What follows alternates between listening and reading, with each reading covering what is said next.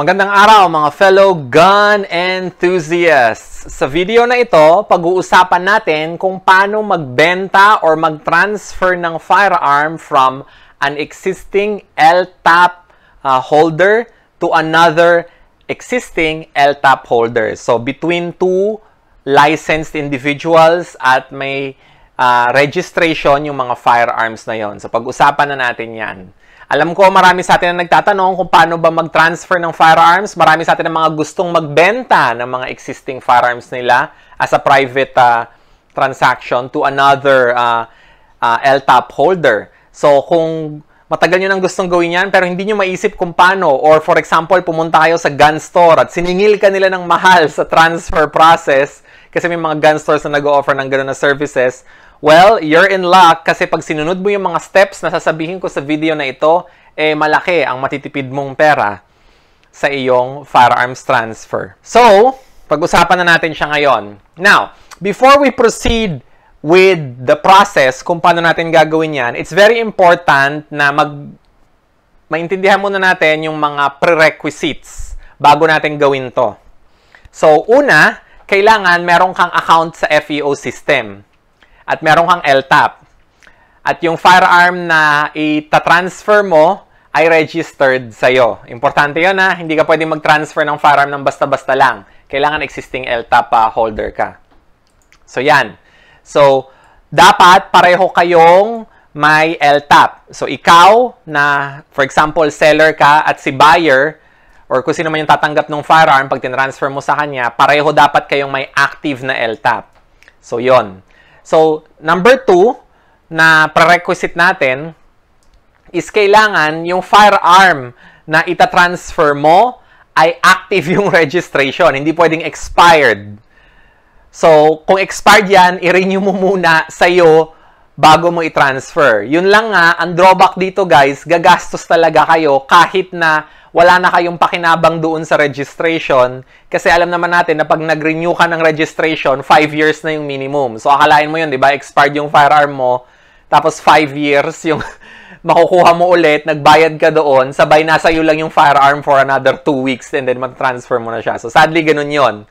I think dapat mabago yun. Dapat mura lang yung re-registration. Pero regardless, dapat new yung registration or active siya. So, dapat hindi pwede tayong sumablay dyan. Dapat registered yung firearm sa'yo at active yung registration. So, ngayon, another rule, at ito ay prerequisite na dapat nating sundan is recently, si PNP-FEO ay nag-release ng bagong requirement na hindi pwedeng tumanggap ng bagong firearms registration yung tao na may expired FA registration. So, for example, si buyer ng firearm mo dapat wala siyang expired firearms registration. So, kung 10 yung firearms niya, dapat lahat yon up-to-date yung registration. Pag may kahit isa lang doon na expired, well, hindi tatanggapin ng FEO yung transfer. So, kailangan ayusin niya muna yung side niya the same way na ayusin mo yung side mo bago kayo mag-transfer. Alam kong additional expense yun, pero yun yung guidelines at rules ng PNP-FEO to allow these transfers and we have to follow it. So, yun. So, let's proceed with the 4th rule, which is you cannot transfer a loose firearm. So, guys, ang loose firearm, ito yung mga firearms na hindi registered kahit kanino. Or ito yung mga illegally manufactured or illegally obtained or nakuha sa black market ng mga firearms.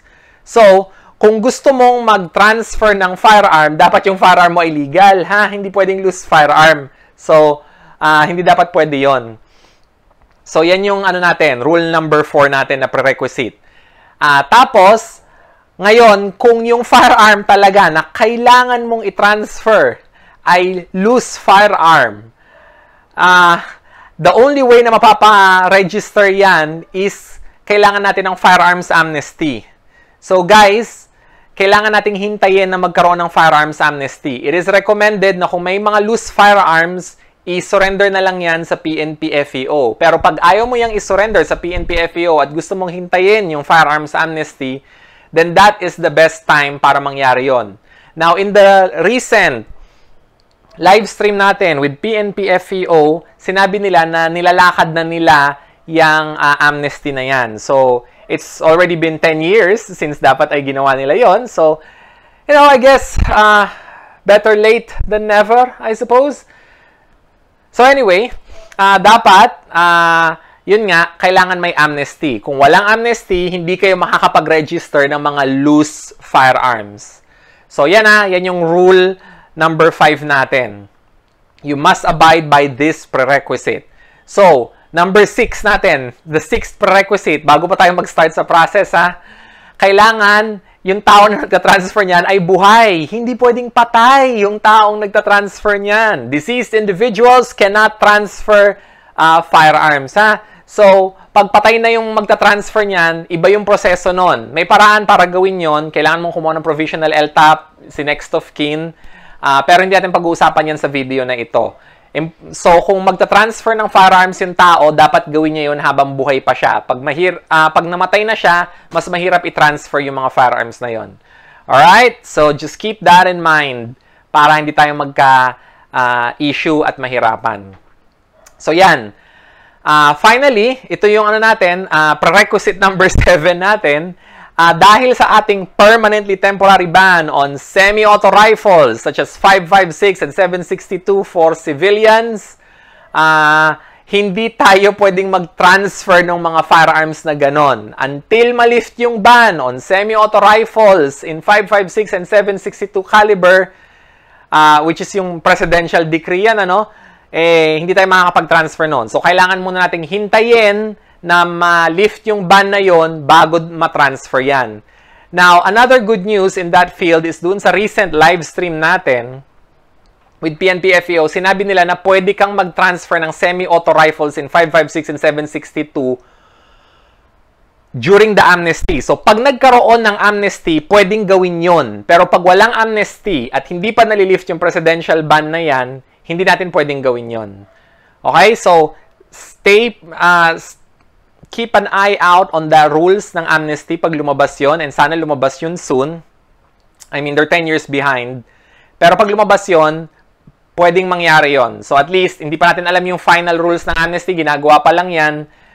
Pero yun yung nakuha natin sa live stream. So sana mangyari yon. Either way, pag 5.56 and 7.62, as it is, hindi ka pwedeng mag-transfer. Okay? So ngayon, alam nyo na yung mga prerequisites na yan. Yan na yung 7. There's even an 8. At ang 8 na yon, pag gun ban, pwede kang mag-transfer, pero yung pag-transport ng firearm from buyer to seller, malabong mangyari until matapos yung gun ban. Kailangan walang gun ban kasi kailangan ng PTTFA sa dulo bago ma-transfer yung firearm. Obviously, pag nabenta na ni buyer kay seller, ni seller kay buyer yung firearm, kailangan na ngayon i-transfer yung firearm once tapos na yung paperwork. Pero pag may gun ban, at alam naman natin pag may gun ban, by default, disabled ang PTC-FOR at ang PTTFA pag-transport ng firearm. So, pag hindi gumagana yung dalawang yon, malamang sa malamang, hindi mo matatransport yung firearm from buyer to seller. So, kung gusto niyo makakuha ng firearm at nagmamadali kayo, wag niyong gawin pag may palapit na gun ban or nasa gun ban tayo. Okay? So, importante yon. So, there you go. Ngayon na alam na natin yung mga prerequisites na yan, and there's 8 of them, let us proceed with the steps. So, tingnan nyo na lang yung mga steps dito. I'll post them on the screen. So, number 1, it's important na meron tayong PNP FEO system na account. So, login kayo sa FEO system nyo. Okay, and look at this. Check nyo to. And then, ang susunod yung gagawin ngayon is click nyo yung, yung select services pag nakalagin na kayo. Pag na-click nyo na yung select services, ang susunod yung gawin dyan is i-click nyo na ngayon yung firearms registration tab. So, hindi naman tayo kukuha syempre ng bagong LTAP, hindi naman kailangan yon para mag-transfer ka, no? Hindi naman sobrang bago yung LTAP mo. Basta importante, active yung LTAP mo. So, ganon. So, ang pipiliin mo na ngayon is yung transfer. Tapos, try nyo na rin piliin yung processing at office branch. And then, kung sino yung magpa-process nun. Pero, after nyo nang malagay yung transfer na yan, mapili yung transfer dyan sa drop-down menu na yan, ang susunod nyo na ngayon gagawin is piliin nyo na ngayon, i-enter nyo yung LTAP ID ni recipient or si buyer. So, kung ikaw si seller, pipili mo yung transfer, si buyer, ilalagay mo ngayon yung LTAP ID niya dito sa field na to, sa receiver ng LTAP ID. So, i-ask mo na lang si buyer na ipadala sa'yo yung information na yan. At kailangan eksakto yon kasi ilalagay mo yan dito. Once na nilagay mo na yan ngayon dyan, i-click mo yung verify para ma-check yung LTAP status niya. Pag active yan, pwede ka nang mag-transfer.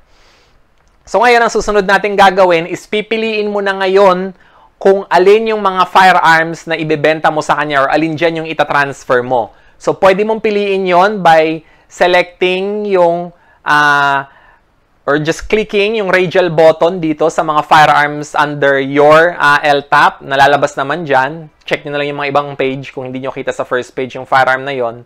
Or, i-type nyo yung serial number ng firearm nyo dito sa my search field. Tapos, pag nagawa nyo na yon, masiselect nyo na yung firearm na i-transfer nyo. So, once again, pag hindi nyo nakikita yung firearm na gusto nyo i-transfer nyo yan, hindi nyo matatransfer yun sa kanya, ha? So, importante guys na lumabas dito yung firearm na kailangan nyo i-transfer. So, ngayon, once na nangyari na yan, napili nyo na lumabas na yung ID ni buyer at napili nyo na yung firearm na yon, good to go ka na. So, siguraduhin mo na lang na si buyer ay walang expired na FA registration para ma-receive niya yung transfer. And ikaw, wala ka ring, yung firearm na tinatransfer mo ay hindi rin expired yung FA registration. Pag expired yan, kailangan ipa-renew mo yan. So, dagdag gastos yon. So, just keep that in mind. Kung magbibenta ka ng firearm na expired yung FA registration at gusto talaga yan ni buyer, magdagdagan mo na lang yung i-charge sa kanya doon sa re-registration mo para ma-transfer mo sa kanya yon. Kasi baka magulat ka na lang na ita-transfer mo sa kanya, sabay kailangan mo pala ulit ipa-register dahil nag-expired na. Kahit isang araw lang na expired yan guys, kailangan mong ipa-renew yan. So, gagastos yon, added cost yon. So, ngayon, after mong mapili yung mga yon, ayan, proceed ka na. Pagka-click mo ng proceed, start na ngayon yung requirements na magsasabit yan. So, parang ano na lang siya? Parang FA registration na lang siya or FA registration renewal. Ganun na lang siya kadali. Ang pinagkaiba lang nito doon sa normal na FA registration process is yung mga requirements nito, ang lalakad niyan ay si buyer, hindi si seller. So, si seller, uupo ka na lang at hihintayin mo na asikasuhin niya yan. Ngayon, dalawa yung kakailanganin natin dito ng mga requirements. So, number 1 is yung deed of sale. So, yung deed of sale, kailangan gawin yan ni buyer. So, may template, guys, ha, na susundin pag gumagawa tayo ng deed of sale pagdating sa transfer ng firearms. This is a good example na pinapakita ko sa screen. So, ayan, fill upan nyo na lang yan. Tapos, siguraduhin mo na mapipirmahan yan ni both buyer at ni seller. Kailangan mapirmahan yan. Tapos, once na mapirmahan yan at nakalagay doon yung mga details ng firearms, ha, nakalagay dyan yung pangalan ng firearm, yung model niya, yung manufacturer, serial number, importante lahat yon.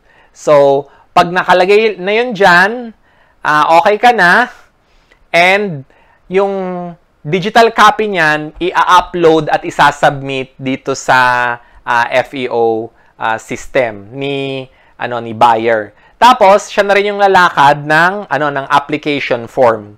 Yung application form, fifilapan niya 'yon. Tapos parang lang 'yan, parang FA registration lang 'yan. Eventually mapaprocess 'yan and kailangan niyang bayaran yung fee. Ang magbabayad ng fee ay si buyer na, hindi na ikaw. So, gets? So, ganun lang yun guys. Ganun lang yun. Simple lang siya. Hindi naman siya sobrang komplikado. Once na masubmit na yung mga yan, kailangan nyo na ngayong maghintay So ito yung yung pinaka hindi exciting na part dyan is yung paghihintay, ano. So it can take anywhere from a few days to, well, sometimes may narinig na ako, maabot ng 1 buwan, ano, na bago ma-process yan. So dadaan yan dun sa mga usual approvals sa loob ng FEO. And then, pag okay na yan, ang mangyayari ngayon dyan is magkakaroon na ng registration si buyer doon sa firearm na yon at magkakaroon na rin siya ng firearms license card. So ngayon, pag ikaw si seller, siguraduhin mo na lang na na-accomplish niya na yung paperwork na yon. Makikita mo naman yan doon sa system. Pag sa system mo, pag nilalakad niya. So visible yan on both parties. So pag na-secure niya na yon, siguro hingi ka na lang ng copy nun for posterity and record keeping. And then, ang mangyayari na ngayon dyan, kailangan ng lumakad ni buyer ng PTTFA para matransfer yung firearm from your place of residence ni seller, to doon sa place of residence ni buyer. Okay? So, yon. Ganun na siya. And then, pag nalakad niya na yon, ayun na yon, tapos na yon. Just remember na yung PTTFA ay malamang hindi ma-approve pag may gun ban. So, kailangan pag may gun ban, hintayin yung matapos muna yung gun ban bago matransport yung firearm. Pwede nyo lakarin yung pag-transfer, pero yung pag-transport ay hindi mangyayari. At mahirap mag-transport ng firearm pag wala kang certificate of exemption from COMELEC. So, guys, just keep that in mind pag pinaprocess natin yung yung mga bagay na ganyan. So, yon. Kung hindi mo alam kung paano kumuha ng PTTFA, pwede mo na siyang gawing online ngayon. Check out nyo lang tong video na to. And once na matapos na lahat yan, yun na yon. Transferred na yung firearm. So, parang ang mangyayari niyan, bumili lang siya, parang yung experience, similar lang na bumili si buyer ng firearm from a gun store, except meron lang siyang deed of sale na siya yung lalakad. At pipirma si seller. So, yun lang yon. Ganun lang siya. So, just keep those things in mind and you will be able to transfer your firearms safely and legally. So, there you go. Ngayon, this video is not made by a legal expert on these things, so just keep that in mind. And if you have any questions on this topic, I will be more than happy na sagutan yung mga yan dito sa sa comments natin. So, post nyo lang dyan.